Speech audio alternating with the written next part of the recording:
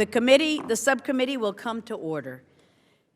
I want to recognize the presence in the audience of a dear friend of our committee, Annette Lantos, the widow of the late chairman of this committee, Tom Lantos. It's always a pleasure, Annette, to see you. Thank you. After recognizing myself and the ranking member, my good friend, Mr. Ted Deutsch, for 5 minutes each for our opening statements, I will then recognize other members seeking recognition for 1 minute each. We will then hear from our witnesses, and without objection, the witnesses' prepared statements will be made a part of the record, and members may have 5 days to insert statements and questions for the record, subject to the length limitation in the rules. Before I begin my remarks, I would like to convey my deepest condolences to the families of the nearly 20 tourists killed and others injured in the horrific hot air balloon accident in Egypt today. Our thoughts and prayers are with their families. The chair now recognizes herself for 5 minutes. 2 years ago, on January 25th, Egyptians were poised to cast off the yoke of oppression and maybe, just maybe, bring an end to authoritarian rule in Egypt. The hopes of the Egyptian people and those of many other nations across the globe, including here in the United States, would be that Egypt would finally be able to transition to true democratic rule. Then, in June 2012, Mohamed Morsi and the Islamist Muslim Brotherhood came to power. Hopes for a free and democratic society in Egypt quickly eroded into fears that the new Muslim Brotherhood-led government would turn on its people. Last November, Morsi took unilateral action to consolidate his power by issuing a decree that he would be immune from judicial challenge while also orchestrating a draft constitution that imposes strict Islamist practices. The new constitution was hastily put together after opposition parties and religious and ethnic minority groups abandoned the discussion over their objections to the Islamic-dominated proceedings. Instead, the Muslim Brotherhood-led government was able to integrate Sharia law into the Constitution while leaving out crucial protections for ethnic and religious minorities. In addition, there have been reports of unprecedented crackdown on Egyptians trying to express their freedom of speech, freedom of the press, and freedom of assembly. Earlier this month, a live TV broadcast caught Morsi's police agents brutally beating, stripping, and dragging an Egyptian civilian, Hamada Saber, during protests against the regime in Cairo. Dozens of protesters have died or have been injured in clashes with the Morsi regime, yet this has not deterred Morsi, nor has it affected the Obama administration's stance on Egypt. Since the 2-year anniversary of the Egyptian revolution, Egyptians have rushed to Tahrir Square and to the streets chanting the same slogans they used to oust Mubarak. In their eyes, this revolution is not over. Their objectives have not yet been reached as they thirst for democracy and protections of their human rights. Nevertheless, the U.S. administration continues to double down on its failed Egypt policy and has done nothing to prevent U.S. taxpayer dollars, F-16 fighter jets, tanks, and other support to be sent to the regime of Morsi. Much attention has justifiably been given to the Benghazi attacks on September 11th, but many may forget that our embassy in Cairo was also attacked on that same date. During this attack, the Egyptian government failed to provide the necessary security support needed to prevent the protesters from breaching the walls of our embassy. As our nation is set to face dramatic economic cuts this week due to sequestration, we should not be providing funds without conditions to the Muslim Brotherhood-led government that is not conforming to democratic principles and is not on the right path to fulfill its obligations to the international community and to its own citizens. As the administration seeks to send hundreds of millions of U.S. taxpayer dollars to the Morsi government, we need to re-examine our aid package and use it as leverage to promote true democratic reforms in Egypt. To accomplish that, I reintroduced H.R. 416, the Egypt Accountability and Democracy Promotion Act. This bill conditions our security and economic assistance to Egypt in order to advance U.S. national security interests by ensuring that Egypt protects freedom and human rights, the rule of law, civil society organizations, and upholds the 1979 Egypt-Israel Peace Treaty. During Morsi's tenure, video surfaced showing Morsi describing Jews as, quote, bloodsuckers and dependents of apes and pigs, end quote. Morsi has yet to demonstrate his willingness and ability to properly secure the Sinai, and Morsi has rolled out the red carpet to Ahmadinejad in an attempt to reestablish ties with Iran, a state sponsor of terrorism that actively seeks the destruction of our closest friend and ally, the Democratic Jewish State of Israel. We must recognize the Morsi government, that it is unstable and not yet proven worthy of unabated economic and military support. And with that, I yield to the ranking member, my friend, Mr. Deutsch, for his opening statement. Thank you very much, Madam Chairman.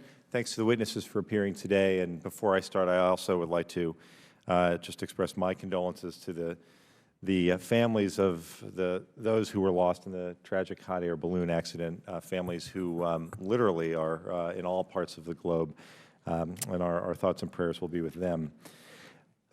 In the aftermath of Hosni Mubarak's 30-year reign, U.S. policy towards Egypt has become increasingly difficult to navigate, as Egypt's civil society and government institutions are now led by inexperienced politicians whose organization, the Muslim Brotherhood, had been banned for decades. But the fact remains that Egypt is now governed by an Islamist government, and we must determine how U.S. policy should reflect this change. The United States continues to provide $1.3 billion in military funding to the Egyptian military in hopes of wielding American influence and creating a stable security situation for the United States and for our allies. And despite our large amount of assistance, we still have major disagreements with Egypt. There's no doubt we have a drastically different worldview than President Morsi, and the history and belief system of the Muslim Brotherhood is profoundly alarming for both the United States and for our ally Israel. The tempting position, therefore, is to oppose all aid to Egypt. Such a decision, I believe, would have serious ramifications for our interests. First, it's likely that Egypt would abrogate its peace treaty with Israel.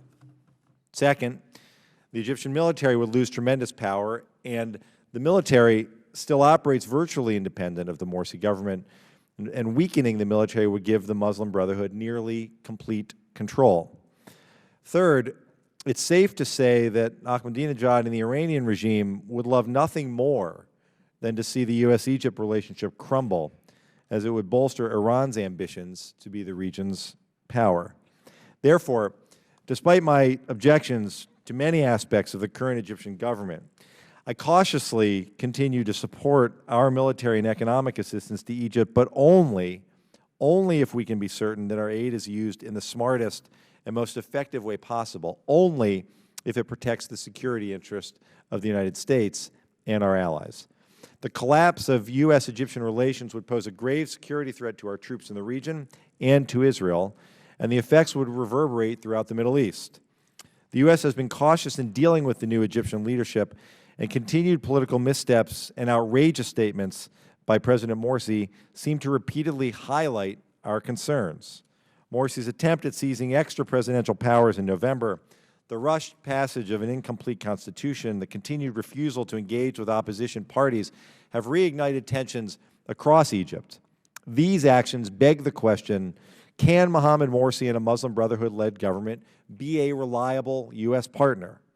Morsi has shown little appetite for taking political risks, save for his role as broker of the ceasefire between Hamas and Israel last fall. And despite the United States' strong condemnation of Morsi's past anti-Semitic and anti-Israel comments, he has yet to disavow these and other past statements of great concern. This is incredibly troubling.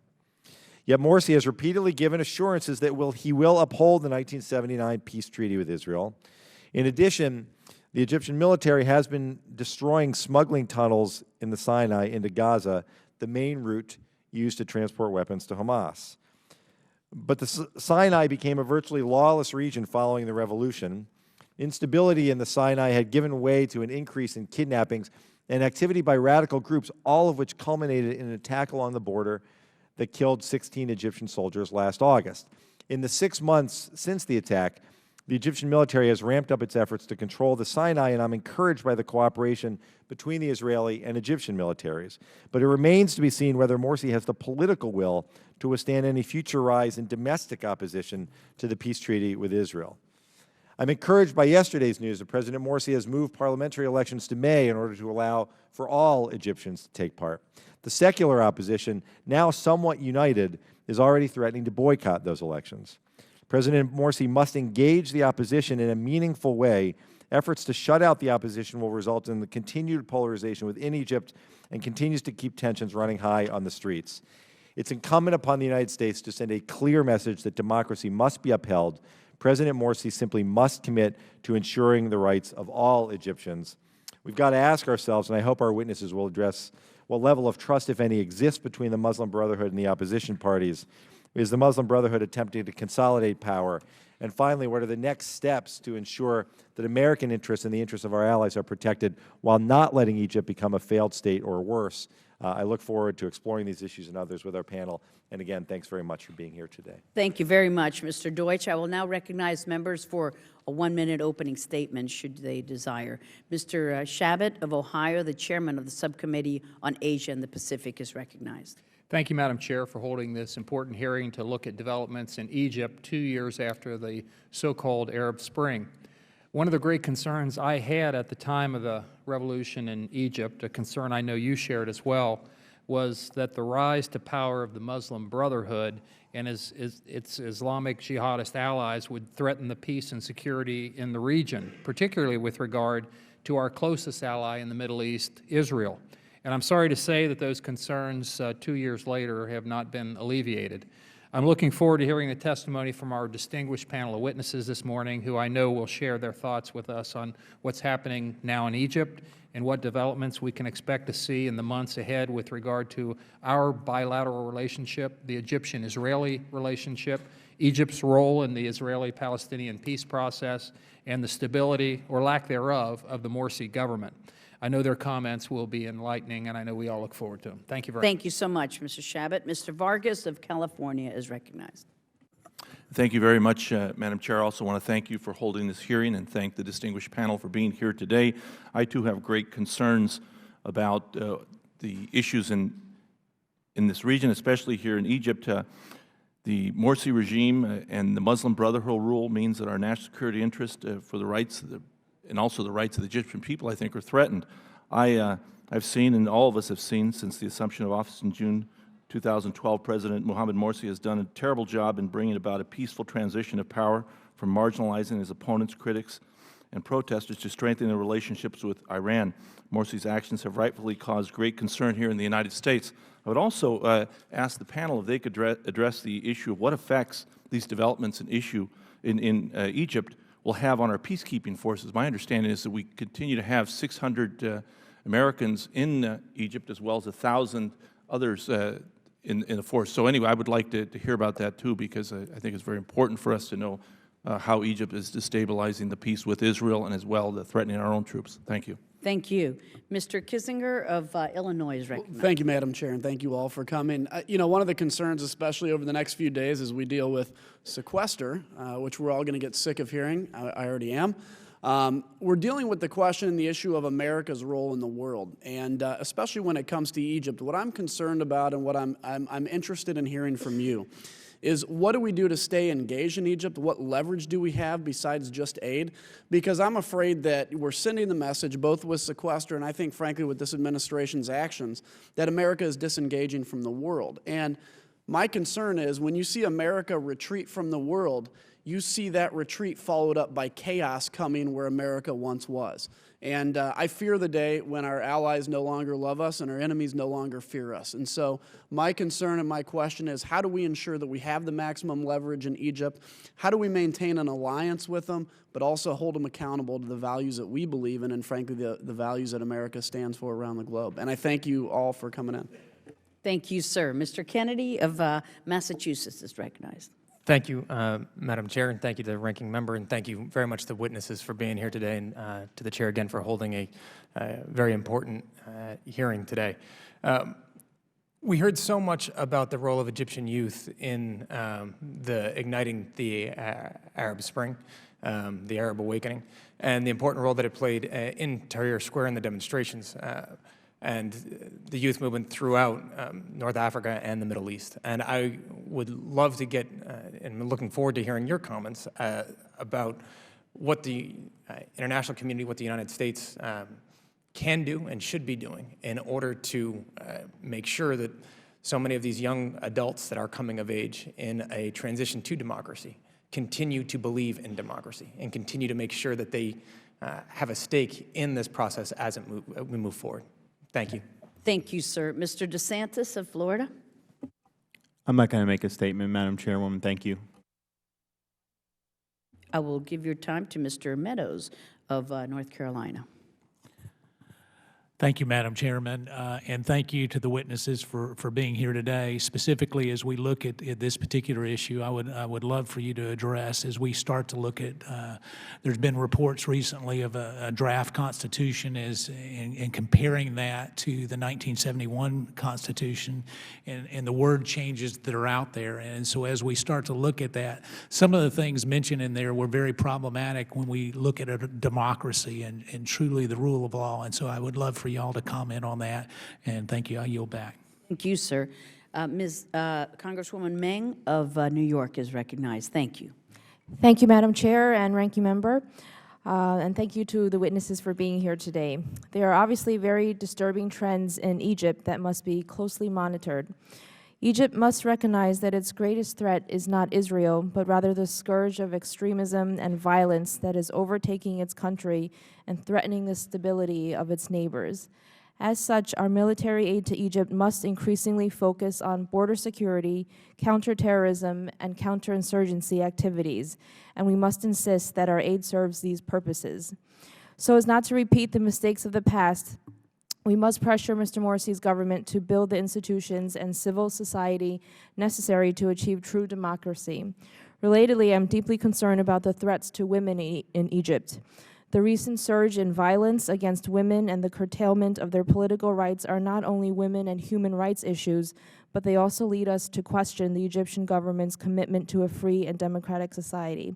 Look forward to hearing from the panel. Thank you. Thank you. Dr. Yoho of Florida. Thank you, Madam Chair, Ranking Member, and panelists. I just want to say, you know, in these tough economic times, it's absolutely necessary for us to scrutinize every dollar that the American people spend, and for our government to follow through with that, and that we give it in good faith, that we get a good return on that investment. And I look forward to hearing your statements today so that we can draft up some great policies to help both countries and the rest of the world. Thank you. Thank you, sir. Congresswoman Frankel of Florida. Thank you, Madam Chair, and I look forward to hearing this panel. And I'm interested in really the good, the bad, and the ugly. I'd like to know what they're doing well to bring security to Israel and the Middle East, and you know, what are the areas that we need to be concerned about. And I think that all of us and the American people, especially as we talk about the budget cuts and so forth, is for you to tell us why continued aid to Egypt would be important for the security of Israel and important to the stability of the Middle East. And I'd like to echo Ms. Meng and say that I, too, am concerned about the reports of rape and attacks on women protesters, and I would want to know what, if anything, can be done about that. Thank you so much. Mr. Weber of Texas is recognized. Thank you, Madam Chair. I really don't have a lot to say. I'm looking forward to hearing from our panel. I am interested in the jets sales going, the jets that are set to go to Egypt. I don't know if any of you all are set to address that, but I hope to have some discussion about that. And I echo my good friend and colleague, Dr. Yoho's comments about we need to be very good stewards of our money and good policy going forward. Thank you. Thank you, sir. And Mr. Connolly of Virginia. Thank you, Madam Chairman. And I, too, welcome our witnesses today. I think it's really important that this subcommittee of the House Foreign Affairs Committee be very cognizant of the fact that Egypt is a work in progress. It is not going to be perfect. And where it is not, and we can try to influence it in a positive direction, that's what we need to do. We have a lot at stake. This is the largest Arab population in the world. Camp David must be respected. We have a lot at stake in this relationship. And so I think we need to eschew harsh rhetoric while still trying to use our good influence to good effect on the Morsi government. So I look forward to hearing from our witnesses today, but I would hope we would keep moderation and nuance in mind in what is an emerging and evolving Egypt. Thank you, Madam Chairman. Thank you. And now the chair is pleased to welcome our witnesses. First, we have the Honorable Elliot Abrams, Senior Fellow for Middle Eastern Studies at the Council on Foreign Relations in Washington, D.C. Previously, he served as Deputy Assistant to the Secretary and Deputy National Security Advisor in the administration of President George W. Bush. Welcome, Dr. Abrams. Next, we would like to welcome Dr. Katrina Lantos-Sweat, Chair of the U.S. Commission on International Religious Freedom. Also, Dr. Lantos established the Lantos Foundation for Human Rights and Justice in 2008 and serves as its president and chief executive officer, carrying on the legacy of our late chairman and dear colleague, Congressman Tom Lantos. We welcome you. And finally, we welcome Dr. Tamara Kaufman-Wittis. Thank you. Dr. Wittis is a senior fellow and the director of the Saban Center for Middle East Policy at Brookings. Dr. Wittis served as Deputy Assistant Secretary of State for Near Eastern Affairs from November 2009 to January 2012. I would like to kindly remind our witnesses that your prepared remarks have been made a part of the record, and kindly request that you keep your statements to 5 minutes. Thank you so much, and we will begin with the Honorable Elliot Abrams. Thank you, Madam Chairman. It's a pleasure to be here today. I thank you for the invitation. The questions the members have posed will only take about 4 hours to answer. There are a lot of disturbing trends, as several of you have mentioned. More charges have been filed for the crime of insulting the president in the less than 1 year of Mohamed Morsi's rule than since 1892. Freedom of assembly, to give another example, is very much under threat under new laws that have been proposed. The problem seems to be that the Muslim Brotherhood leaders of Egypt are not seeking compromise and accommodation. They're seeking just to rule Egypt and rule it in their direction. The chairman of the Egyptian Human Rights Organization wrote recently, quote, "As the situation stands, a grim future lays ahead for democratic transformation and human rights in Egypt." And he added that Egypt's new draft constitution, quote, "fails to offer the necessary safeguards for human rights." In fact, the term human rights doesn't appear. Thing is, President Morsi won by 51 to 48. He didn't win a, giant landslide in that June election last year. Nearly half of all Egyptians did not want a Muslim Brotherhood government, and that should have suggested that accommodation and compromise were the way to go and the healthiest thing, but don't seem to. As you know, Egypt's economy is in real trouble too. The Egyptian pound falling, foreign currency reserves falling, tourism falling, foreign direct investment falling, desperate need for foreign currency with which to buy bread. Egypt is the largest importer of grain in the world, but grain traders today say, quote, "they are living hand to mouth." Now, the IMF keeps having to postpone the loan negotiations due to political turmoil in Egypt. There's another huge problem, which is the growing lack of law and order, the rising crime rate, and especially the number of assaults on women. There is an epidemic of sexual harassment and rape in Egypt. And women who take to the streets to protest are often themselves subject to more abuses. I want to go back to the economic because the fact is they're linked. Egypt cannot solve its economic problems until it addresses its political problems. The economic solutions require some hard steps, and those cannot be taken unless there's a kind of consensus. But there is no political consensus, and there's therefore no consensus on what to do on the economy. The political crisis and the economic crisis are linked.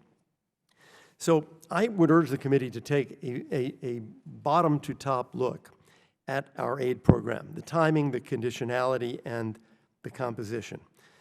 I don't think we should return to what was really our pattern of decades, which was, if their foreign policy is okay, we don't much care what happens inside Egypt.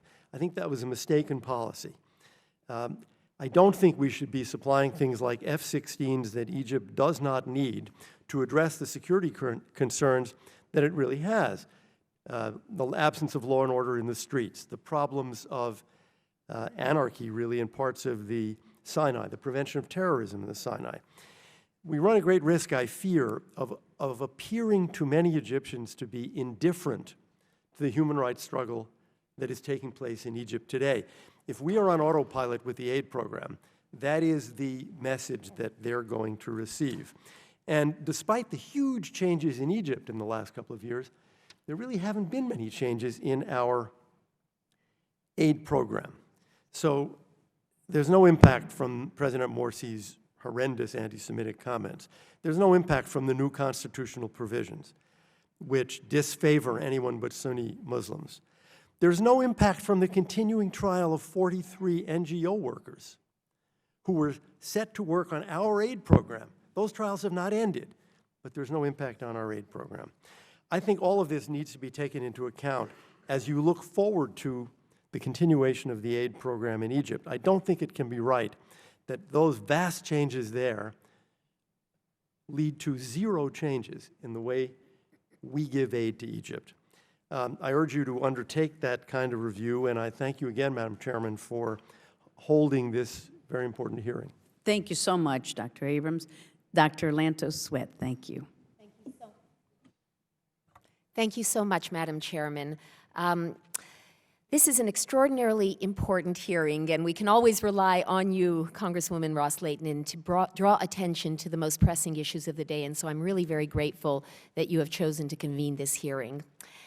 The short and simple answer to the question, how have things changed in the last 2 years, is that much has changed in Egypt, but much more needs to change if the Egyptian people are going to realize their hopes for a genuine democracy that represents all Egyptians, fully respects the rule of law, and complies with international human rights standards, including freedom of religion and belief. These issues matter significantly. Madam Chair, because of these concerns, I led a USERF delegation to Cairo earlier this month to assess religious freedom conditions in the country. And I think that gives me a bit of an advantage because I literally have been there in just the last few weeks and look forward to answering your questions about the very fascinating encounters we had with a wide range of individuals. The overwhelming sense we got from non-governmental interlocutors with whom we met was that there is little reason for optimism about the country's short-term trajectory under President Morsi. Some we spoke with felt strongly that the Morsi government has not been inclusive of or taken seriously the liberal and secular opposition's views. The most common concerns we heard focused on the poor state of the economy, increasing radicalization in society that negatively impacts women and religious minorities, troubling provisions in the new constitution limiting religious freedom and other rights, and frustration about the continuing climate of impunity for numerous acts of violence, including those targeting Coptic Christians since the beginning of the revolution 2 years ago. Regarding the violence and continuing climate of impunity, it is unclear to some degree how much the current government could effectively do to improve the situation, even if it had the genuine desire to do so. But we found skepticism among many we spoke to that the desire was there. As a consequence of the ups and downs in Egypt over the past 2 years, there have been some positive societal developments, particularly among religious and secular groups. Christian communities, including Coptic, Orthodox, Protestant, Catholic, and others, have started to organize with opposition groups and representatives from Al-Azhar to counter religious extremism. Notably, all Christian groups have come together to form, for the very first time in Egyptian history, a Council of Churches, which has held its first meeting just last week. Overall, our visit to Egypt confirmed that the situation is indeed complicated and concerning. Egypt is arguably the most important country in the region, and during this transition is inadequately protecting the rights of its citizens, including the right to freedom of religion and belief. The United States has a unique role to play, and our government must do more to press Cairo to implement real and meaningful reforms. We cannot afford to sit idly by. And before I close my testimony, I'd like to share a very dramatic encounter I had with a deputy minister there that in some ways was the most revealing episode of our whole visit. I brought up to him the comments that others have referenced by President Morsi, calling on the Egyptian people to nurture their children and grandchildren in hatred of Jews and Israel down to the last generation, calling Jews the descendants of apes and pigs. And I was sitting much, much closer to him than we are, a little more like the distance between my good friend and colleague Elliot Abrams.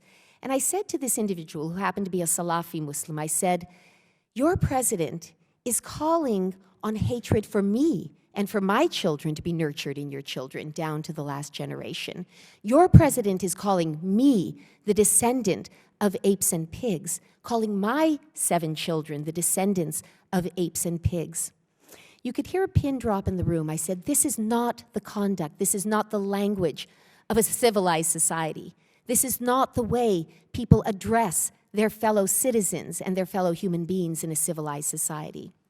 I pivoted and said, what if your president tomorrow were to stand up and address the Egyptian people and the world and say, enough, this is a stain on our character, this is a stain on our national honor.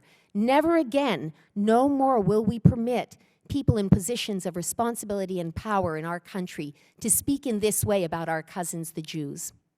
I said, well, he would receive plaudits from every corner of the world, deserved plaudits, and it would open potentially a new day for the 1.2 billion Muslims in the world. Well, when I shared this experience the next day with a reformer, their answer to me was very interesting. They said the day after President Morsi said something like that, he would be assassinated by his own people.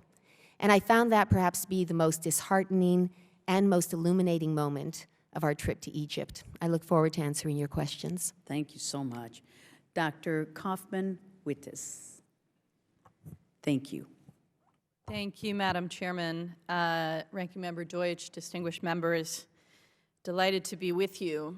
U.S. policy toward Egypt since the revolution has rested on 2 pillars: preserving the Camp David peace treaty and the security of the Israeli-Egyptian Gaza border, and trying to provide economic assistance that could, with wise Egyptian policy, help to stabilize the Egyptian economy and help a new government deliver for its people. But like a stool with only 2 legs, this strategy is incomplete, and it will not produce stability in Egypt for the reasons my friend Elliot Abrams has noted. The United States needs to weigh in and press the president of Egypt and his party, as well as other relevant parties, to make the necessary accommodations to put Egypt back on the path to a stable democratic transition. Now, some argue that the United States can't have any real impact on Egyptian politics today. I disagree for 2 reasons. First, because we still have a lot to offer, and it's not all about our assistance dollars. Second, because Egyptians both inside and outside government still care what we think and what we do about it. If they didn't care, if they thought we didn't matter, they wouldn't spend so much of their time trying to embroil us in their domestic arguments. And because they still care, I believe the leverage we have is probably most effectively deployed as incentives, not as arm twisting. Our recognition, our investment, our visits, our good opinion, our expressions of partnership all matter, along with our aid dollars. Now, we can't afford to take a short-sighted approach to Egypt's transition. We cannot afford to focus on a transactional relationship with the current winners. We can't assume we know who will come out on top at the end of this messy transition. We have to keep our focus on 2 long-term goals. First is building lasting stability through democracy, and that's the choice of the Egyptian people. They've made clear that whatever economic and social problems they're facing, they want to solve them through democratic means. So we need to support that goal consistently. The second is building a broad coalition in Egypt to support cooperative relations with the U.S. We will never return to the days when Egypt's interests were defined by a single man. The U.S. should not be seen as having taken sides in Egypt's fractious politics. We need to engage broadly with Egyptian politics, with Egyptian society, to make the case for partnership. And we do have common interests with Egypt and with the Egyptian people. Egyptians have suffered greatly from Islamist terrorism. In polls, they reject violence against civilians at a higher rate than any country in the world where Gallup does this polling. Egypt's peace treaty with Israel has spared a generation of Egyptians the destruction of war and brought them stability. Egypt's majority, its young people, want a better future, and they know that in the 21st century, this requires Egypt to be connected to the world and the norms that we share. Let me turn briefly to the record of the Muslim Brotherhood, which raises real concerns, as my colleagues have stated, about their commitment to core democratic principles, their obligations as democratic actors. We should communicate our concerns consistently and at the highest levels. But we also have to recognize that with all their flaws, the Brotherhood won the freest and fairest elections in Egypt's modern history. They may win the next elections. They may not win forever if human rights can be protected and a strong pluralist system can be built, but we cannot ignore the Brotherhood or wish them away. The real leverage we have is that the Brotherhood-led government wants our recognition, and they seek our partnership. So we can make clear that their electoral victory does not absolve them of their basic obligations to democratic rules and norms if they want to be recognized as democratically legitimate on the global stage. The political opposition, of course, has lessons to learn as well. And I think all of these actors will either learn the art of the deal or they will fail in the eyes of Egyptians and the world. Let me make one more comment about something disturbing that I've heard from a number of Egyptians in recent weeks who are so worried about the instability and chaos in their own country that they've begun to talk about the possibility of a military takeover again. I think a military takeover would be a disaster for Egypt, for Egyptian stability, for American interests. Military rule would divert attention and resources from crucial border security and counterterrorism functions. It would undermine our ability to continue the cooperation that is so valuable, both to us and to them. And that's especially important for the U.S. as we continue to draw down from Afghanistan, face terrorism challenges in Gaza and Sinai, and the prospect for confrontation with Iran. Distinguished members, I look forward to your questions. Thank you. Excellent testimony. Thank you, the three of you, so very much, and I'm sure that we'll have very good questions after I'm done. But I wanted to ask two questions. Number one, on conditioning U.S. aid to Egypt, and number two, on the prospects of improved relations or deterioration of relations with Israel. Would you agree that our leverage to be credible, we cannot simply grant financial aid to Egypt until Morsi's Muslim Brotherhood-led government meets certain conditions that cannot and must not be waived? And do you support conditioning our U.S. aid to Egypt until it recognizes certain conditions, its citizens' human rights, religious minority rights, protects law and order, cracks down on illicit activities in the Sinai, et cetera? And secondly, on relations with Israel, how do you see Egypt-Israel relations in this coming year, and with the elections that Egypt is going to be holding in the near future? Do you think that this will be good for Israel, the kind of language to be used? Is it a bargaining chip in all of the political debate, et cetera? We'll begin with the Honorable Elliott Abrams. Thank you, Madam Chairman. Those are very difficult questions. On the question of relations with Israel, Morsi has been careful. For example, within the last few weeks, Hamas made another request to open an office in Cairo, and the government of Egypt said no. And you've seen the reports about the flooding of those Sinai smuggling tunnels with water and with sewage. So those are two things we care a good deal about. Those tunnels are how those arms get into Gaza. The government of Egypt seems to be doing a good job, indeed a better job than the Mubarak regime did. So I think Morsi realizes that any trouble with Israel would be devastating, at least economically, in terms of foreign investment, tourism, the IMF. Just on the first part, I want to say I agree with you. I think the conditionality is important. And again, the two go together. If there's no political conditionality, the economic situation... I want to cut you off because I know you elaborated on that in your statement. Right. If I could have the two other witnesses. Absolutely.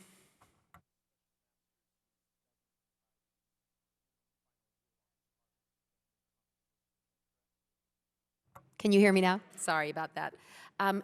I was saying that in 2012, USERF did in fact recommend that the United States government should certify progress on protection for religious rights and broader human rights as a condition of disbursement of military assistance. So the position that USERF has taken in the recent past has been that there should be some conditionality on aid as a means of exercising leverage. We're still in the process of our deliberations for our upcoming report, so I won't address that specifically, but I will say here under the watchful gaze of my late father that I know that when he was serving in Congress, not only his watchful gaze, but his dog Gigi, so that's a double whammy, you know, I really better behave myself. But he did support a degree of linkage and conditionality and has always felt that that was a means of leverage. On the issue of relations with Israel, I agree with my colleague Elliott Abrams that Morsi has been careful, but I think the underlying danger, and this is a great fear that I have, is that as this government is unable to deliver on a whole range of promises, you have these huge raised expectations on the part of the Egyptian people that are now slamming into all sorts of disappointment on the economic front, on the political liberty front, on the rights front. And there is, unfortunately, a long history in that region of the world of unifying people. I'm going to cut you off a second just so I could have, of course, the Tamara speak. Thank you. Thank you, Madam Chair.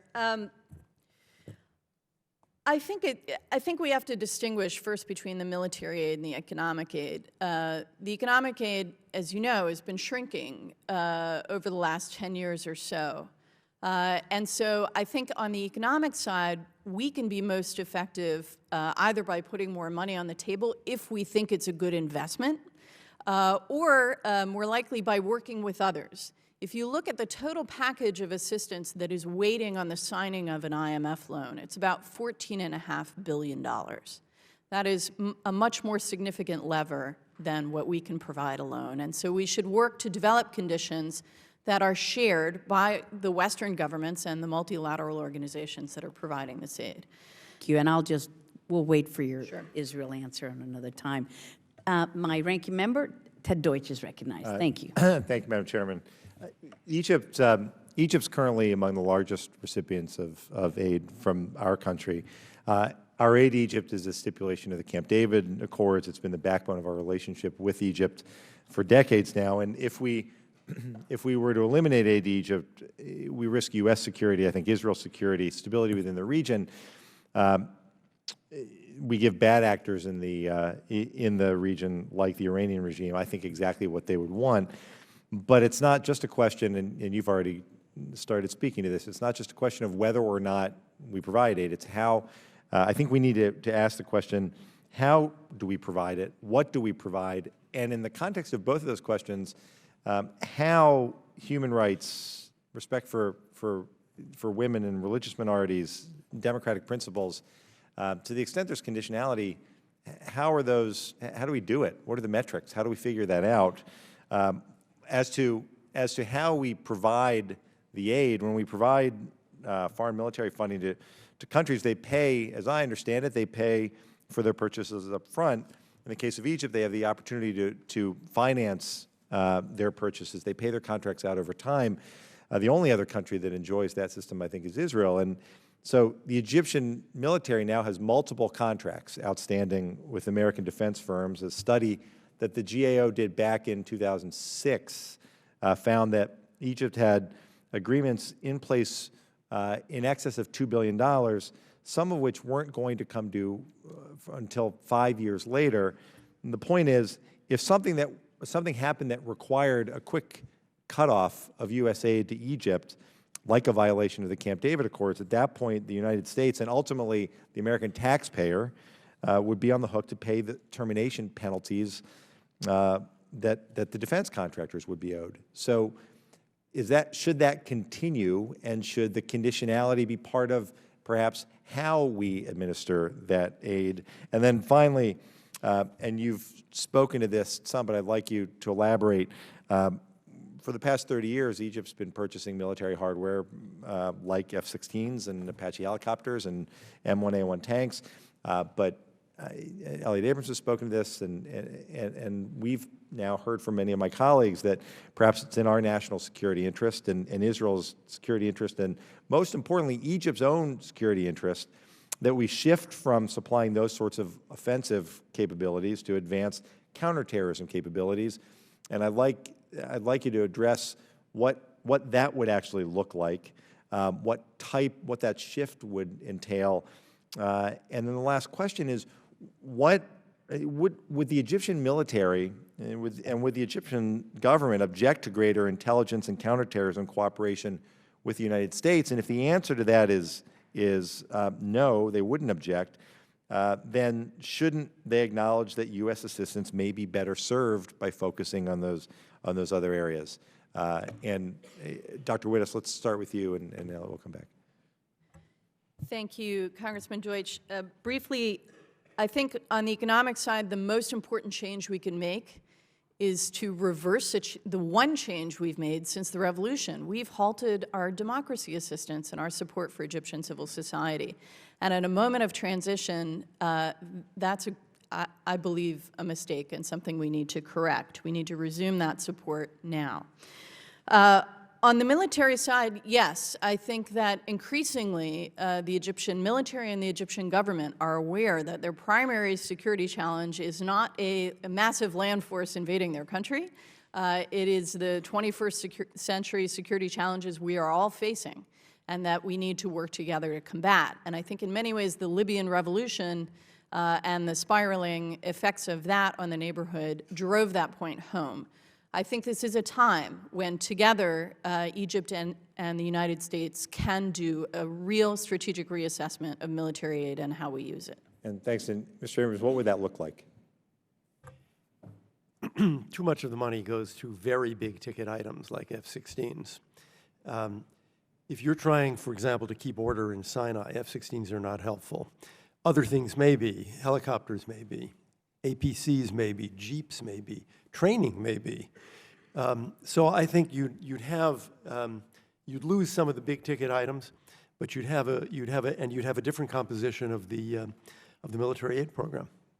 Thanks. And I'm out of time, but I hope, Dr. Sweat, you'll have an opportunity to speak to, if we move toward conditionality, what would those metrics look like? What would we actually expect to have happen in order to accomplish that? Thank you so much. Mr. Shabbat, the chairman of the Subcommittee on Asia and the Pacific, is recognized. Thank you, Madam Chair, and thank our witnesses again for their testimony this morning. I don't know if any of you had the opportunity to watch 60 Minutes a couple of weeks ago when President Obama and Secretary Clinton appeared for a joint interview to reflect on the administration's foreign policy. The President made an interesting statement. He said, and I quote, "When it comes to Egypt, had it not been for the leadership we showed, you might have seen a different outcome there." My first thought was, did he really say that? And my second thought was, I can't believe the interviewer let that go unchallenged. Today in Egypt, its Muslim Brotherhood-affiliated president has carried out a naked power grab of considerable proportions. He bullied through a new constitution backed by the Brotherhood that threatens the rights of women and non-Muslims. Garbage is piling up in the streets. The police force is said to be just as corrupt as it was during the Mubarak regime. Civil uprisings are occurring throughout the country. Opposition figures cite abduction and torture by government officials. And now we even hear that bakeries throughout Egypt are contemplating a strike later this week to protest rising wheat prices. So I guess I'd have to ask just how much worse could things have been in Egypt without the benefits of this president's alleged leadership? If I may, I'd also like to get your thoughts on parliamentary elections now scheduled for April.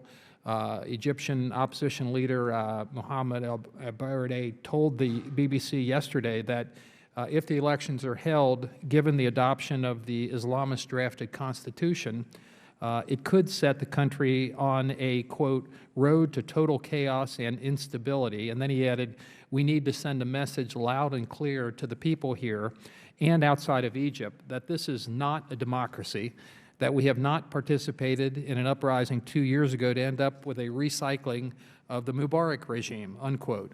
I wonder if you might want to comment further on the prospects for the parliamentary election and what further bumps in the road we can expect as we approach the April dates. And Dr. Abrams, I'd like to hear your thoughts on those points that I just brought up. Thank you. Thank you. The problem, I think, goes back again to the lack of any kind of consensus and the government's moving forward despite opposition and not seeking to get any buy-in from groups outside of the Muslim Brotherhood. So one could envision parliamentary elections that would kind of bind up the nation's wounds. I don't think these will, because the opposition doesn't believe that the ground rules are fair and believes, as you just said, that the Constitution was railroaded through. So they're just being disregarded. My fear is that if you combine that with a declining economic situation, you're going to see more and more disorder. And the temptation, as Dr. Wittes said, is always in a situation like that to look for a foreign enemy. Okay, thank you. Let me go to, we only have a limited amount of time, so let me go to another question. I'll open this up to all the panel members. As we all remember, when we saw the protesters on Tahrir Square, the ones who really did favor reform and change and democracy and all the rest, it was inspirational to a lot of folks. And of course, the Brotherhood at that time was saying, we're not interested in governing, we don't want the presidency, you know, that's somebody else's business. And of course, they were the organized group in the country, and we saw what happened. Are there any prospects for the non-Muslim Brotherhood folks to be better organized and do better down the road, or where are we there? And I'll go with Dr. Wittes here, and then we'll move down that way. Although I only have a minute, so if you can make it relatively brief. Thank you. I'll be as brief as I can. The other political parties right now believe that because of the crisis facing the president and the Brotherhood, they can fight this out in the streets. Both sides are playing a zero-sum game, and that is not constructive.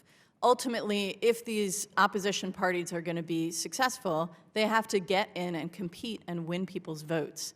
And so, yes, the president needs to reach out to them and change the electoral law so they'll come on board, and they need to bargain and come on board and run. Thank you. Dr. Sweat? Yes, I think that we saw in the religious communities a new activism, a new sense on the part of some of the minority communities that they need to get engaged politically and make to some degree common cause with the secularists.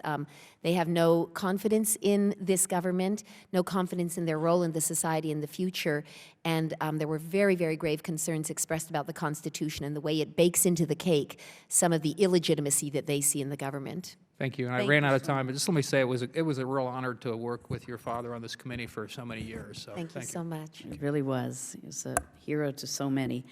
Congressman Vargas is recognized. Thank you very much, Madam Chair. I appreciate the opportunity. If this was a tabula rasa, blank slate, we would never give aid to this country. I mean, an oppressive leader who oppresses his people, the Muslim Brotherhood doesn't respect other religions, you know, the president who has said the most anti-Semitic things we've heard, you know, in the last years. I mean, this is simply a country that we wouldn't want to give aid, especially military aid.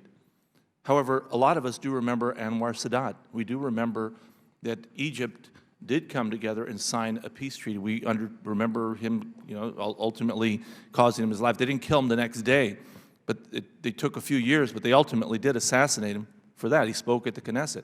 So I guess my question to you is, obviously we all have great concern about Egypt, its size, its strength, its peace treaty with Israel. Could you comment about that? I mean, I think the American people think it's crazy to give these guys money and F-16s, but at the same time, there is this other side. Dr. Abrams, could you comment on that? Several members of the committee have said, this is the most populous Arab country and in some ways has long been the most influential. I don't think any of us are thinking about breaking off from Egypt, particularly because we don't like this government, which may last for a couple of years or a couple of decades. But so I think the question is, as you look at the aid program, not what will make this government happy, but given the changes in Egypt and our uncertainty about where they'll be 1 or 2 or 5 years down the road, what should that aid program look like? I don't think that a program that looks exactly as it did when Hosni Mubarak left office, except that we've stopped the human rights programs, can possibly be the right way to go. But I wouldn't stop the aid or suspend the aid. I would change it. How would you change it? Since you haven't had much time here, I'd like to ask you. Well, how would you change it? Very briefly, Yeah. I would say, look, we need to sit down with the new government of Egypt and say, the status quo won't work for us. It won't work for Congress. It won't work for the American people. Let's put together a new package and talk to the Egyptian military about what their needs for this coming decade are. I don't think that they're in a position to say to us, particularly if we're talking with other donors, go away. We're not interested in rethinking this. So I think it would look like a military aid package that is adapted to the real dangers facing Egypt today. And on the economic side, I think Dr. Wittes is right. It's not so much what we give, it's that we have enormous influence as part of a coalition of donors. Thank you. I don't have the competency to address the specifics of the military aid package, but on the broader issue of conditionality and linkage, I think that when we, as a country, set aside our human rights concerns for what we perceive as our hardcore, tough interests, military interests and security interests, we are showing a short-sighted lack of vision, and we lose not only sort of the moral power of the cause we seek to advance, but we also lose the credibility with what is in that part of the world called the Arab Street. We lose that sense on the part of the people in a country that we are standing for important values. And so I think we really do need to look at conditionality and linkage when it comes to vast sums of aid, whether military or otherwise, and we cannot disconnect that from the situation of religious freedom or broader human rights in a society. Thank you. Just something very brief to add. We want a long-term relationship with this country. It's a geostrategically important country, but at a moment of tremendous change, we need greater flexibility in the way we engage. And so we need to look at the aid package in that light. How do we increase our flexibility? And in that regard, I think the issue of the cash flow financing that Congressman Deutsch raised is a very important one, because when that military aid is tied down, we don't have the flexibility to make the changes we need. Thank you. And one quick last question to Dr. Abrams. Our 600 peacekeepers, I believe we still have in Egypt. If you could comment on that, any danger to them? Yes, that's a really important point. It's not a fighting force; it's an observer force. You know, the O in MFO is observer. Right. There have been a couple of incidents already, because there is a real breakdown of order in the Sinai. So it seems to me that we need to look, first of all, are they really able to defend themselves? And secondly, again, as part of the aid package, is the Egyptian army ready, willing, and able to defend them? Thank you. Thank you, Madam Chair. Thank you very much. Mr. Meadows is recognized. Thank you. As each of you have testified, we keep coming back to this change in the mix as we see it, perhaps going from more of a military assistance to an economic assistance, or, as Dr. Wittes said, democracy assistance.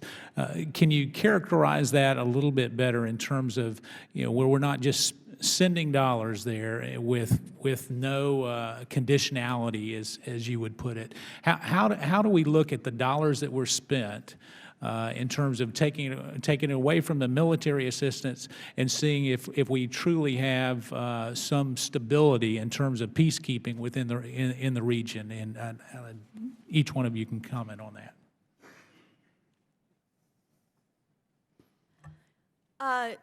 I think the military assistance we have to recognize it plays an economic role as well, indirectly, in that it is a large component of the military budget.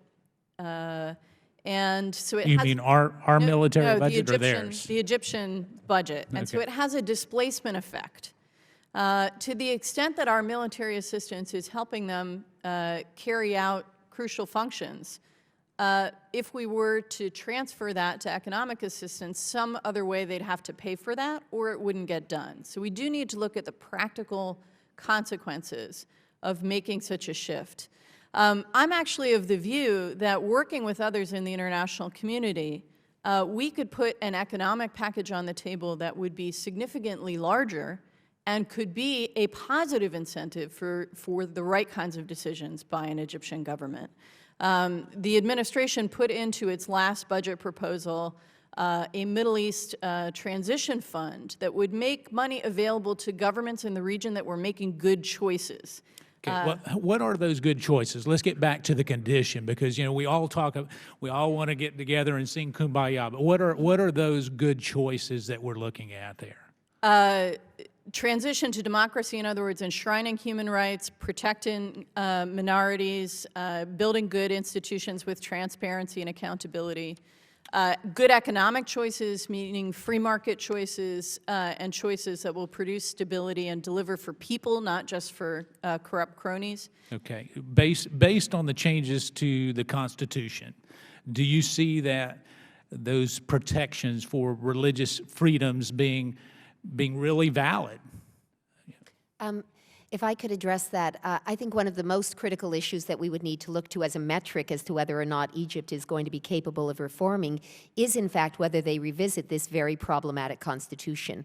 There are a number of very, very troubling provisions in it. There are some that sound good, but they're overridden by competing provisions that, in all likelihood, will trump the good ones, the nice rhetoric. And there are provisions that aren't discussed that much on this side of, here in this country, that were brought to our attention by women's groups, for example. Lowering the age at which girls can be married off, lowering the age of child labor, a number of really, really problematic things. And perhaps the overarching problem is that the Constitution, the process by which it was written and adopted, lacks credibility. And so you have this huge divide in the society where all the people we would like, all the reformers, all the secularists, all the minority communities, the human rights activists, will have nothing to do with it and reject it. So unless we see a willingness on the part of the Morsi government to revisit the Constitution, to reopen the process and change some of these very problematic provisions, I think that would be a very, very troubling indicator. So would all of you agree that that becomes one of those conditions that becomes a line in the sand, that if they're not willing to do that, that we need to re-examine our aid to the region? I would say that I'm uncomfortable with the language line in the sand because of the complexity of things. We've all talked about the fact that Egypt is, in that region, a very indispensable nation. It's the largest nation, and as goes Egypt, so may go much of the region, and so we want to see Egypt succeed. And the matter of conditionality and the matter of linkage is one that has to be handled deftly. I know there's been a lot of talk about sequester and meat cleavers. We don't want, in terms of the way in which we approach issues of conditionality, to be done in a manner that doesn't reflect deftness and and flexibility. So a soft condition. I'm more comfortable with that language. Okay. Thank you. Thank you. Thank you so much. Mr. Grayson, my Florida colleague, is recognized. Thank you. I'm wondering, is there any evidence that Egyptians themselves regard relations with Israel as an important part of their political discourse? For instance, is there polling to show that if they rank the important issues to them individually, that they rank the relationship between Egypt and Israel as an important issue? Let's start with you, Ambassador. I don't know the answer to that question. I haven't Well, seen you're a polls very on honest this. man. Anyone else want to take a shot at that? I don't know the answer to the question specifically about polling on the relationship with Israel, but I believe that the Pew Research group has done polling on something that is very linked, which is the levels of anti-Semitic attitudes in Egypt, and they are off the charts. Don't hold me to this, but I believe they're among the highest in the world and among the highest in the region. And I didn't really get to finish an answer earlier. You're going to have to do that in somebody else's time. I'm sorry. Okay. But let me continue talking about what we're talking about here. Let me ask you this. Do the main Egyptian political parties have stated positions on Egypt-Israel relations, and if so, what are they? The Brotherhood's stated position, or rather the Brotherhood's party, the FJP's stated position, is to maintain the Camp David Treaty, although there are individuals within the party who have called for a national referendum on whether to keep the treaty. And this is part of the ambiguity that makes this period so uncertain and troubling. Amongst the other parties, I don't have these facts in front of me. My recollection is that a number of them have said, yes, we would maintain all of Egypt's international obligations. But of course, the treaty itself is de minimis in a way. It's what are they willing to do if they're holding the reins of power to keep the peace and to deal with security challenges as they arise. As Elliot Abrams noted, even the Morsi government has taken a number of very specific steps that we felt were important to keep the peace. They know that this is a sine qua non for us.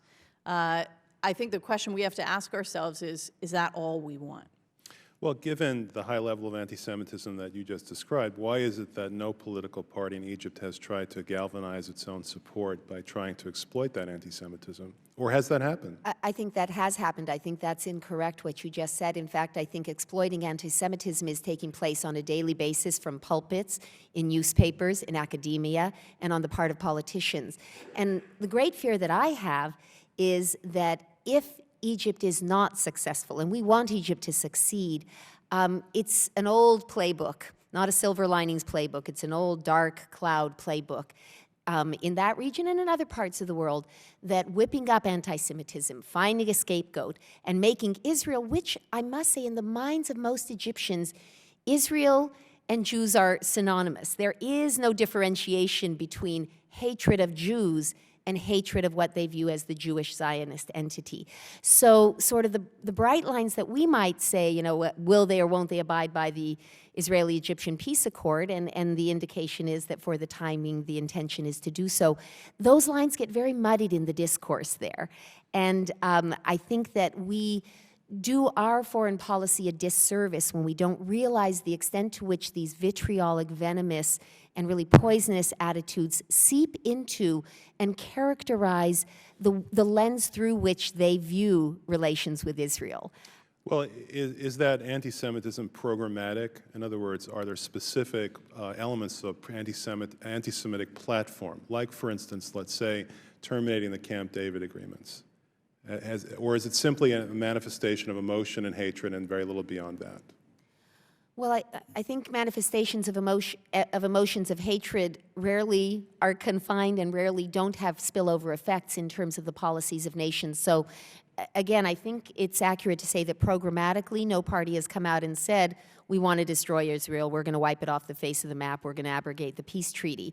But the discourse is saturated with dialogue that is problematic and creates a climate in which, as the Arab street, if you will, as the population becomes increasingly frustrated with the lack of delivery on the dreams they hoped for, it becomes a dangerous possibility that that old playbook is brought into action. And the other parties, what is their position?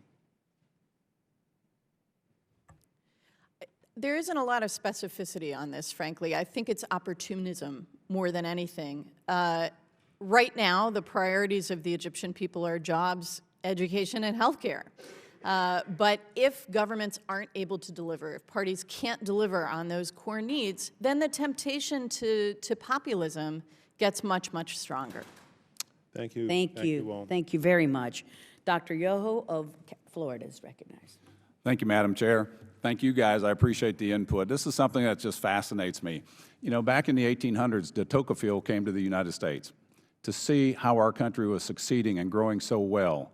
And when he went back and reported, he said, rarely could I find anybody that did not understand the Constitution. And then when Anwar Sadat got assassinated, the question was, well, will the people pick somebody according to the Constitution? And the interviewer says, the people of Egypt don't know and don't understand their Constitution, so who's ever in charge of the military will be the next leader. And that was Hosni Mubarak. And now we're going through another change, another evolution, as Dr. Sweat, you brought up. They've been evolving for thousands of years, and we're going through another one. And we're at a situation where we put a lot of money into that to help build stability in the Middle East, which I think is important. I think we'll all agree to that. And I hear all of you saying how we need to make sure they have open elections. We need to have free speech, open democratic elections, extend religious freedoms and personal freedoms and women's rights. But what we're doing, and correct me if I'm wrong, is we're passing on Western ideology to a country, to a religion and a political system that doesn't accept it. And I feel personally that is why we're seeing such an upheaval and of that in the Middle East. And my question at this point is, with the Morsi government, is it even stable enough to receive, and I'm going to call it the cookie that America has. And that cookie is foreign aid. That cookie is a stable government that they can become a partner with. Are they stable enough to receive that in lieu of the fact that we've got these tanks and the airplanes going over there, and the people in my district aren't real happy about this, and they want it stopped until we can come back and say, yes, we have a very stable government, and these are the things that are going to follow the 1970 peace accord, Camp David peace accord, and we want to make sure those things. And I'd just like to hear your thoughts on that. I would say, Congressman, this is a period of transition in which they're fighting it out, and we hope they'll fight it out at the ballot box rather than in the streets. But when you say, for example, you know, they don't accept our standards, they are pledged to those standards. They've signed up to the Universal Declaration of Human Rights and the International Covenant on Civil and Political Rights and so forth. So they've said they would. And as we said, that was a close election. Morsi won 51-48. There are millions and millions and millions of Egyptians who are angry, for example, about the treatment of women in the last few months in the streets of Egypt, about the lack of law and order. So I think the critical thing is that we don't walk away from this, that we let the people who are fighting for the kind of human rights standards that we believe in know we hope they win. And I hope so. Politically, morally, and through our aid program, we should be on their side. Well, one of my questions, too, is you said that they signed those agreements. But I also know a man convinced against his will of the same opinion still. You know, people will say and do something to get a reward, but do they follow through? And it was like you were saying, we had propped up the Mubarak regime, and there was a lot of human rights abuses going on in that. And you were saying that, you know, we're giving money, but yet we knew that was going on, but we kind of turned a deaf ear to it. We did, and I think it was a mistake. And we see that mistake now. He crushed the center. He crushed the liberals, the moderates, and he let the Muslim Brotherhood basically play around so that when he fell, the opposition is completely divided except for the Brotherhood, which is very well organized and takes power. So we pay a price for this now too. But I think there are a lot of Egyptians who would like to see us take a kind of political and moral lead in saying these are the standards that Egypt and Egypt over decades has pledged itself to and should meet. And we will hold Egypt responsible if it fails to meet this. The problem from the point of view of many Egyptians is they think we're walking away from it. I would just say, based on the many, many meetings we had with a wide variety of interlocutors, that the viewpoint of most of the reformers, again, the people we would feel that we have most common cause with right now, is very pessimistic. They are not optimistic about the directions things are going, and they are highly suspicious and skeptical of the underlying motives of the Muslim Brotherhood government. They do not feel comfortable with it, and the actual concrete markers, this flawed constitution, you know, and a variety of other markers, the impunity, the failure to prosecute those who have launched violent attacks against Coptic Christian communities, these markers do not give them encouragement. So the people on the ground with whom we met, for the most part, were worried, were concerned, and felt that things were going in a very troubling direction. The government officials with whom we met said, this is complicated, this is hard, we're trying, we think we're going to get it right. And, you know, where the full truth lies is hard to know. All right, I appreciate it. We're out of time. Thank you, ma'am. Thank you. Congresswoman Frankel is recognized. Thank you, Madam Chair. Thank you to the panel. I want to talk about unintended consequences. I think everybody here probably agrees that there's a lot of troubling aspects of the Morsi regime.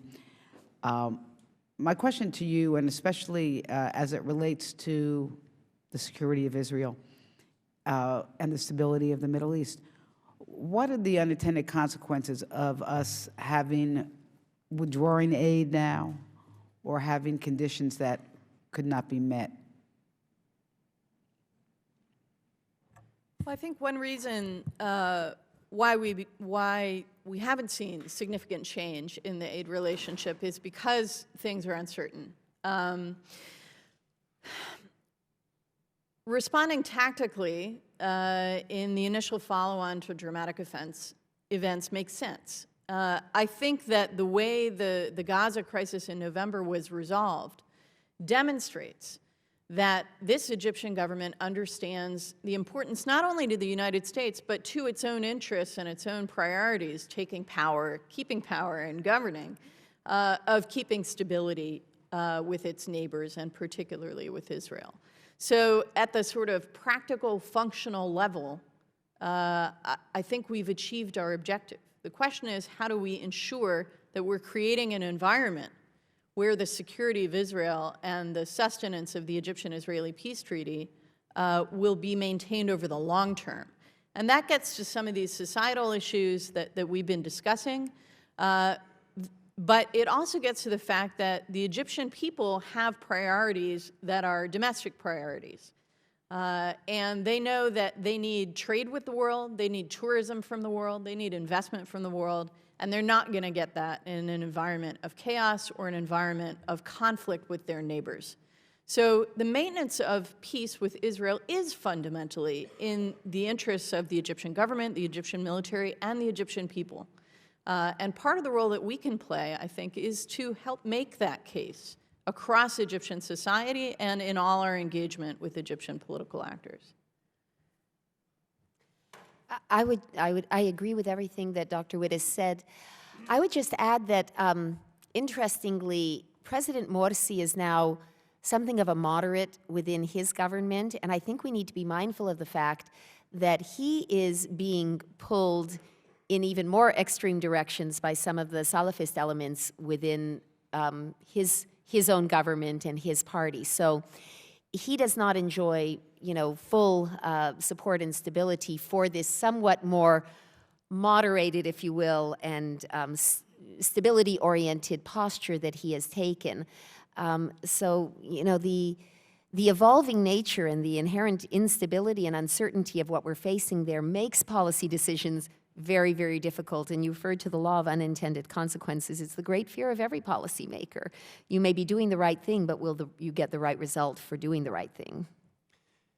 One of the things that I worry about is a deterioration in the Israeli-Egyptian military relationship. It's been good, though, you know, largely hidden for political reasons in Egypt. It's been good for a very long time.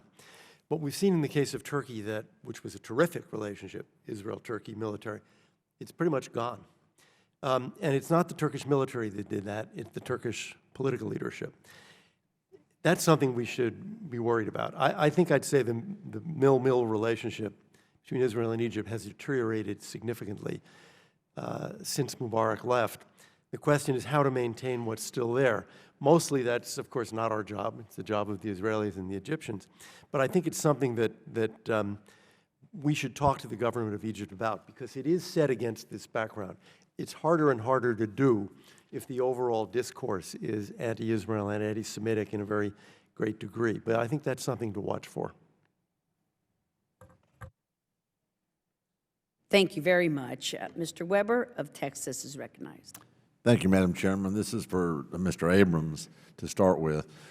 You said in your opening comments that you didn't think sending F-16s to Egypt was a good idea, and I don't remember exactly, it's not in your prepared remarks that we have, that perhaps they needed APCs, which I took as armored personnel carriers, and a couple of other things that you listed, training. And yet, you do say that they have a bad record in human rights violations. So what makes you think that they won't take those military assets that we send them and use them against their own people? That's a terrific question. I'm glad you think so. I think it's absolutely right. And, you know, I can remember days in Latin America, in the Reagan administration, when we were happy to give people, in those days, F-5s, because we knew that they couldn't use them against their own populations. So we wouldn't have a human rights problem that way. There's absolutely no guarantee. We do know that the F-16s are not going to be useful to address the security concerns that ought to be theirs and certainly are our concerns. For example, the Sinai. The only thing you can do, I think, is put some kind of conditionality on it and let the Egyptian political and military leadership know that this is temporary and it's going to be cut off if this continues, which is what we do in a lot of countries. But it's a great worry, because the relationship between, in Sinai, for example, the Egyptian military and police on the one side and the Bedouin on the other is bad enough already. So the likelihood that there would be human rights abuse is very real. Then you go on to say that we've sent 4 F-16s, if I remember your comments correctly. How many more do we lack, and what's the time frame? There was 4 on January 28th, and the whole package, I believe, is 16. You remember? I believe it's 16 over the next year and a half. So are you concerned that those will be eventually used with all of the rhetoric, the rhetoric that's going on? Are you against Israel? Are you concerned that those will be used against Israel in the near future? No, I'm not, because I think it is so clearly against the national interest of Egypt and against this government. I think it would be a piece of insanity. One can worry about, you know, what happens 5 years down the road if this government collapses and is replaced by a Salafi government, a worse government. But for this government, I think they will not do something that could lead to the collapse of the regime. And a conflict with Israel, which they would lose in potentially humiliating fashion, could lead to the collapse of the regime. Okay. And then, Dr. Sweat, I'm going to let you answer that question you didn't get to answer earlier. Oh, you're very kind. You know, I did sort of address it in response to, well, no, actually, Congressman Grayson didn't let me say it. You're right. I simply was intending to make the point that if Egypt is not able to succeed, if they are not able to provide the economic and domestic needs of their people, it is very hard to imagine this Muslim Brotherhood government just sort of, you know, willingly turning over power to a more secular, a more moderate, a more Western-oriented, if you will, government through democratic processes. And I worry that the virulent anti-Semitism and the just unending avalanche of hatred towards Israel and the Jews could become a pretext, in fact, for scapegoating and for, you know, turning attention away from the domestic failures by provoking confrontation, maybe not all-out military conflict. Pardon me for interrupting, but if and when that happens, then what Mr. Abrams said goes out the window, because they will indeed use those assets in such a fashion. Or will permit terror from their, from their side of the border. State-sponsored terrorism? Does that really exist? Well, Who whether knew? impunity is really the way many governments operate, that things are permitted to happen and not stopped. And so that would be, I think, a very real concern from my perspective. So back very quickly to Mr. Abrams, if you had your druthers, you'd shut down the rest of those F-16s? I would. Okay. And how about you, Dr. Sweat? I'm here talking about religious freedom and tolerance and human rights, and so I think I probably better stick to my area of expertise on that one. Thank God you recognize that. Dr. Wittes? Very briefly, I'll say I'd like to see more of our military-to-military engagement involve training, involve counterterrorism missions, involve the kind of engagement that allows us to continue socializing the Egyptian military toward professionalization, toward norms of human rights, and toward the rule of law as a tool for security and stability. Okay, thank you. I yield back. Thank you very much, sir. Mr. Connolly, my friend from Virginia, is recognized. Thank you, Madam Chairman, and welcome to our panel. Ambassador Abrams, you mentioned twice that Morsi only got 51% and 48% voted against him. What is your point?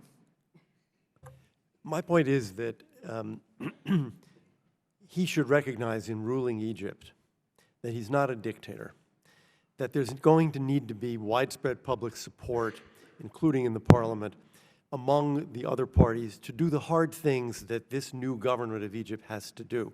So far, he has acted as if he had 99% of the population. Mr. Abrams, you will forgive me for observing you served in an administration that came into power with a Supreme Court ruling 5-4 when the other guy got more votes than your guy. So, I mean, I wish the Bush administration had followed your advice.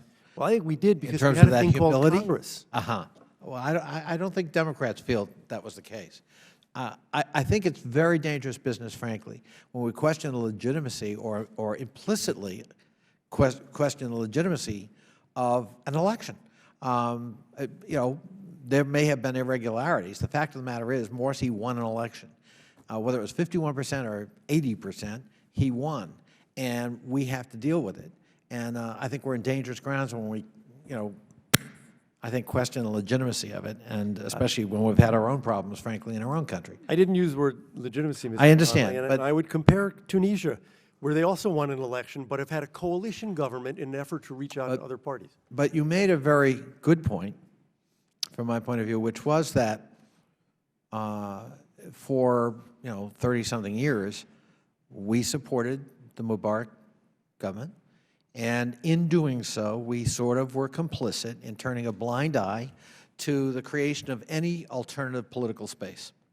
And now we're faced with a Muslim Brotherhood government, which was inevitable if there was no political space, since it was the only group that could network, albeit sometimes illegally, but it did it. The real question to me, I was in Egypt in May, and I met with the Muslim Brotherhood.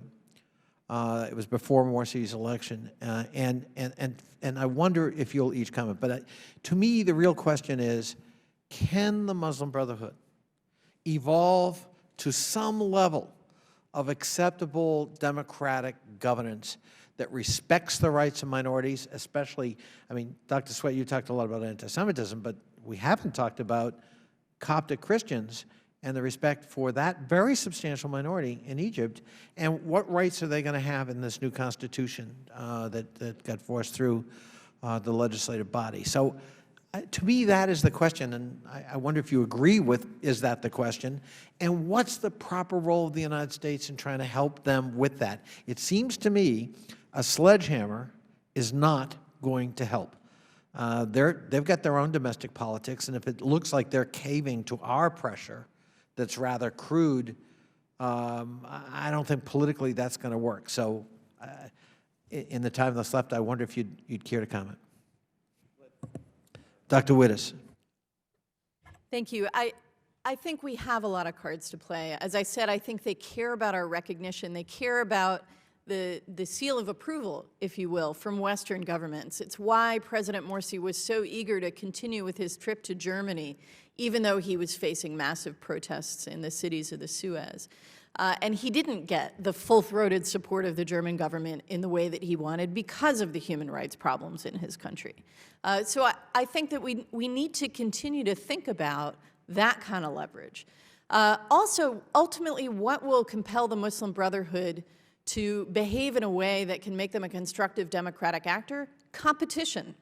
We need to ensure that this is going to be a pluralist political system. That means rights need to be protected, and it means we need to help the other parties get their act together and ensure that not only these next elections, but the ones after and the one after that are free and fair. You know, Mark Twain once said that history doesn't repeat itself, but it rhymes. And in responding to your question about can the Muslim Brotherhood evolve and change, I just am having a deja vu moment when I remember when Putin came to power in Russia. And the discussion at that time was, can a KGB guy be trusted with Russian democracy? And, you know, a lot of people were nervous about it, including myself. And as that verdict is coming in, it's not actually a very positive verdict. Count me skeptical on that question. Thank you so much, Mr. Connolly. We just allow Absolutely. to answer. Thank you, Madam Chair. I wanted to say I agree completely with Dr. Wittes. The answer, I think, is competition. If they think they'll lose power in a free election, they'll begin to move. So anything we can do to promote free debate, free elections will help. Thank you so much. Mr. Cotton is recognized from Arkansas. Thank you, Madam Chairwoman. I agree with my colleague from Virginia that structural constitutionalism is very important to freedom, and it works very well here in the United States. So I'd like to explore how it works in Egypt. There's been plenty of talk about freedoms that we enjoy under our Bill of Rights: religion, speech, assembly, press, freedoms of women, minorities, due process in criminal cases, rights of property, rights of contract. As Madison said, those are only parchment barriers if you don't have things like what we have in the articles of our Constitution: separated powers, an independent judiciary and prosecutor, judicial review, fair, regularly scheduled, impartial elections. I'd like the witnesses to comment on the status of those kind of structural protections in Egypt, and also whether our government is prioritizing those as opposed to simply prioritizing elections. Well, I'll start. I think there are two structural features that I would highlight. The first is within the Constitution itself, the article, the section that lays out the rights of individual citizens is structurally subsumed to the rights and privileges of the state. So that's an architectural problem. And it's the reverse of what we have with our Bill of Rights. In fact, it's the reverse of our whole structure. The other issue I would highlight, and one reason why I think we've seen such troubling indicators over the last 9 months or the last year and a half, is that essentially we've had an executive ruling unconstrained. There hasn't been a functioning parliament in Egypt to check that executive's power. The judiciary is compromised for a variety of reasons, a lot of holdovers from the previous regime, questions about its independence. So without institutional checks on executive power, without effective opposition parties to check the power of the ruling party, where does accountability come from? The only place left is civil society. And I have to say that Egyptian civil society organizations have been doing an incredible job of trying to hold this president accountable. Transparency measures, giving information to the public, documenting abuses, challenging proposed laws, but they can't do it themselves. They need external support, they need our partnership, and they need those institutions to be built. I would say from the religious freedom perspective, there are, as I indicated earlier, a number of problematic provisions. But one thing that was brought to our attention repeatedly is that one of the provisions in this new constitution seems to give a religious body, Al-Azhar, the authority to interpret the Constitution, and this was of enormous concern, again, to secular and reformist groups. They were adamant that only a court, a Supreme Judicial Court, should have that authority. And we heard just repeated worries on the part of a variety of people, and not just secularists, but certainly the Coptic minority, that Egypt was moving in the direction of becoming a religious Islamist state. And that relates to a whole slew of fundamental architectural issues about how you're going to protect that range of rights that you referred to earlier. So, you know, through the religious freedom lens, really problematic aspects of the Constitution are of grave concern. Nothing to add. I think that's really quite right. Well, one thing to add, we do have a role here to play. Whether we like it or not, if we are silent about these issues, we weaken the side that really we are on in those debates in Egypt. So if I can synthesize what I've heard, some of the provisions that we might call the Bill of Rights are troublesome. Some of the architectural designs are more troublesome yet. Do you think that our State Department, our government, is doing enough to emphasize the need for those kind of structural protections of individual liberties? Well, I don't think so, Congressman. It appears that human rights and democracy activists in Egypt don't think so, and that's an important issue. I fear that we're lapsing back into the way we mostly over 30 years handled the Mubarak regime, which was to go along with the occasional statement, and frankly, the occasional statement from the State Department spokesman or the embassy spokesman won't cut it. It's really got to come from the President or Secretary of State if it's going to have any impact. I would agree with that. I think that, you know, the default position is always to be quietly critical and publicly passive, and I just don't think that cuts it. I don't. I'll just say we said that we would stand up for a set of principles in the course of supporting democratic transition, and we need to do that. Thank you very much, Mr. Clinton. Thank you. Mr. Schneider of Illinois is recognized. Thank you, and thank you for joining us today.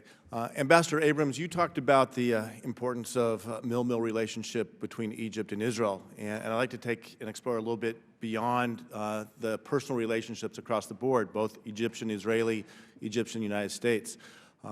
As we look at Egypt, and as it seems to be moving on a path towards more extremism, similar to what you described in Turkey, how do we decide when to push forward on relationships, to stay engaged, to maybe look for an alternate detour route for those relationships, and when to stay silent?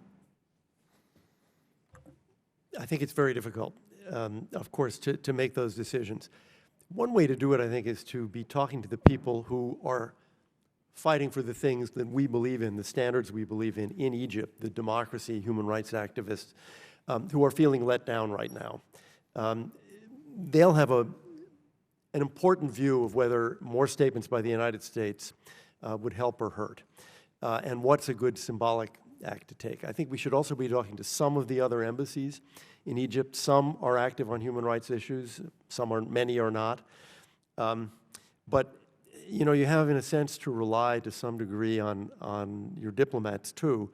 The problem, I think, has been that diplomats in Cairo over the years have tended to have far closer relationships with the government of Egypt, whatever that government is, and to want to succor that relationship and not make trouble for that relationship by having others outside the government with groups that whatever the government is, it views as troublemakers. Dr. Wedes.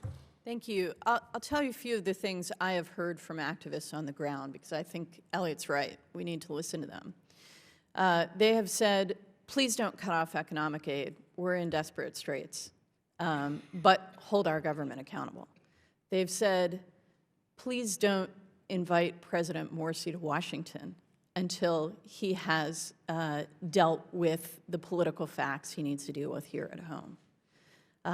And they have said, please speak out on the principles that you articulated as the foundation for your support of democracy in the region.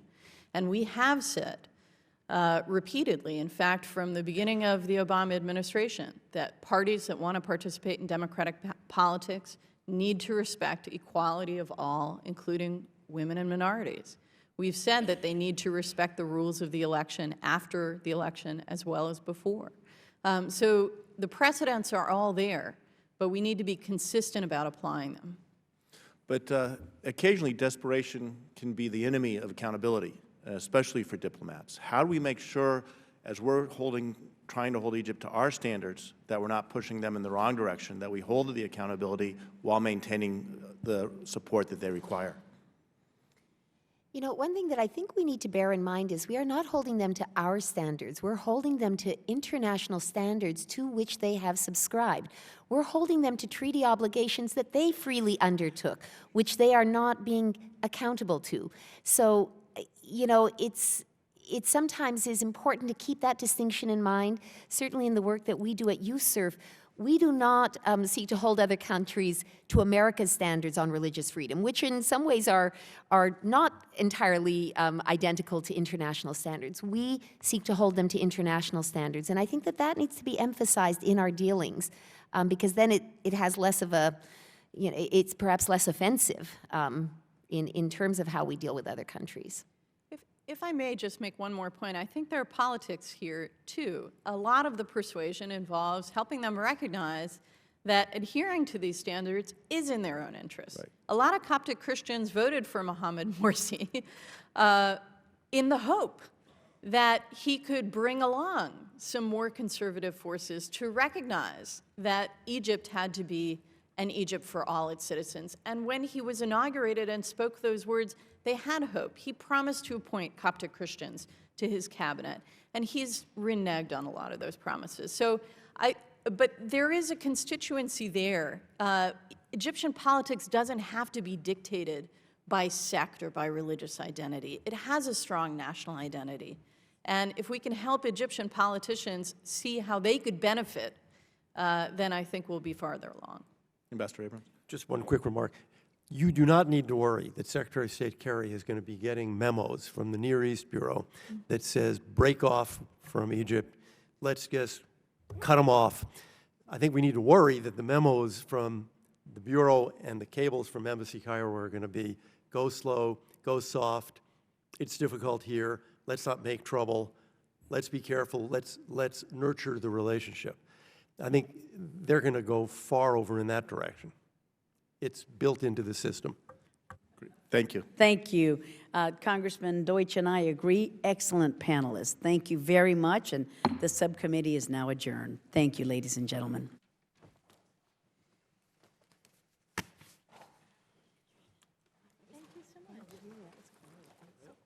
I only made that remark.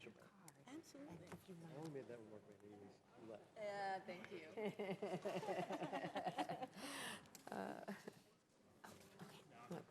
Picture. Let me get a serious look on my face here. Oh, thank you so much. Yeah. No, let me give you mine as well. And I really thought your testimony was very fantastic. I mean, you really clearly understand the situation inside. Thank you very much. Ted and I would love to take